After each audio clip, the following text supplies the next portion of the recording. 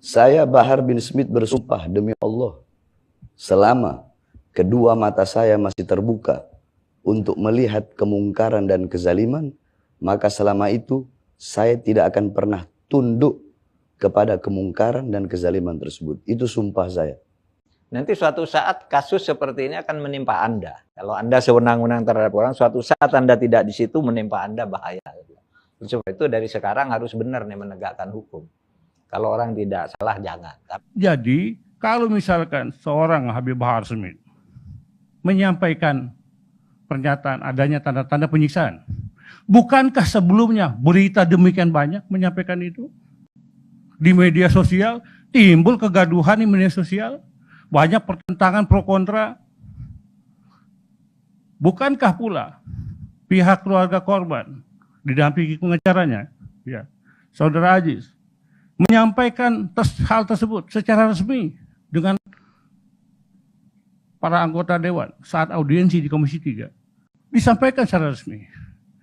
Para keluarga korban maupun yang hadir pada saat pemandian jenazah menurut putusan Mahkamah Konstitusi nomor 65 tahun 2010, mereka berkedudukan sebagai saksi fakta walaupun tidak melihat, mendengar, mengalami secara langsung, tetapi saksi fakta yang bisa memberikan keterangan. Nah, oleh karena itu patut dipertanyakan hasil daripada penyidikan ini. Di mana letak keterhubungan antaranya dua akibat yang berbeda. Pertama, Undang-Undang 1 1906 dengan timbulnya keonoran di kalangan rakyat dihubungkan ke Undang-Undang ITE yang menimbulkan ujaran kebencian, permusuhan yang berdasarkan sara. Ini nggak nyambung, nggak matching ini. Nah, kalau tadi disebut sama Husin, itu ujaran provokasi, tidak pada tempatnya. 160 KUHP itu provokasi, jadi tidak nyambung. Saya bingung kadang begini Pak Karni. Kalau pelapor itu tinggal melaporkan, dia hanya melaporkan, tapi mohon maaf, apakah di sini dia layak sebagai pelapor mengatasnamakan Dudung terkait ucapan dia yang menyatakan Tuhan kita bukan orang Arab. Pernyataan ini sama persis dengan Ade Armando yang mengatakan Allah bukan orang Arab. Jadi Allah senang kalau ayat-ayatnya dibaca dengan gaya Minang, Ambon, Cina, hip hop, dan lain-lain. Nah, itu saja menurut putusan pra peradilan bulan September tahun 2017 dibatalkan penghentian penyidikannya September 2017. Penetapan penghentian itu dibatalkan. Sehingga statusnya sampai saat ini melekat sebagai tersangka. Tapi itu tidak juga ada prosesnya. 4 tahun lebih. Nah, ini kan berarti di sini tidak equal. Saya ini praktisi, saya ahli hukum. Tahu persis semua perkara saya hadapi. Saya analisis secara pribadi dengan berdasarkan kekuatan otak dan hati nurani. Saya tahu persis. Saya baca literatur Belanda maupun literatur Indonesia. Enggak ada perkara seperti ini menjadi delik.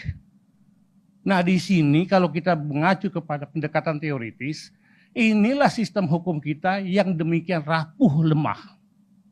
Karena menurut para ahli, William N. Shakespeare mengatakan pengaruh bekerjanya hukum itu selalu diintervensi, dipengaruhi oleh kekuatan personal maupun komunal, dan juga terkait dengan kepentingan politik. Roberto M. Unger menjelaskan dalam Critical Legal Studies, hukum itu tidak berada dalam ruang hampa, dia selalu dipengaruhi, diintervensi oleh kepentingan politik. Nah, ini yang kita hadapi saat ini. Tadi bagus Prof. Mahfud mengatakan, jangan sampai orang yang tidak bersalah dipersalahkan. Nanti suatu saat Anda akan dipersalahkan dengan undang-undang tersebut. Nah, ini akan menjadi suatu masalah ke depan. Apalagi kalau kita kaitkan dengan berbagainya penerapan hukum yang tidak sesuai. Saya sebagai ahli, begitu berhadapan dengan jaksa, saya baca dakwaan. Jaksa kan sangat tidak bisa merumuskan Apa itu kesalahan? Apa itu kausalitas? Itu tidak tergambar. Termasuk dalam perkara Munarman. Di mana letak kesalahan dengan keterhubungannya dengan kausalitas?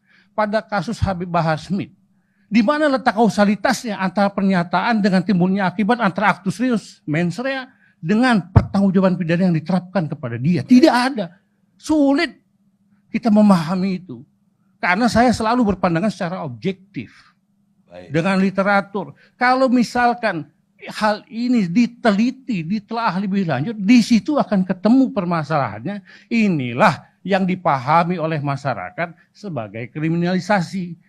Sehingga bekerjanya hukum itu tidak lepas dari kepentingan politis. Baik. Kalau Pak Kani katakan tadi tahun 1998, ya seperti itu. Kepentingan politis mendominasi dalam rangka menegasikan hukum ini. Hukum itu telah menjadi hukum kekuasaan, bukan kekuasaan hukum. Ini yang kita khawatirkan, Bang Kardi. Bukan hanya sebatas Habib Rizik, tapi semuanya termasuk Habib Bahar dan semuanya. Kulluhum jami'ah akan dihadapkan dalam persoalan ini. Baik, terima kasih Abdul Qadir.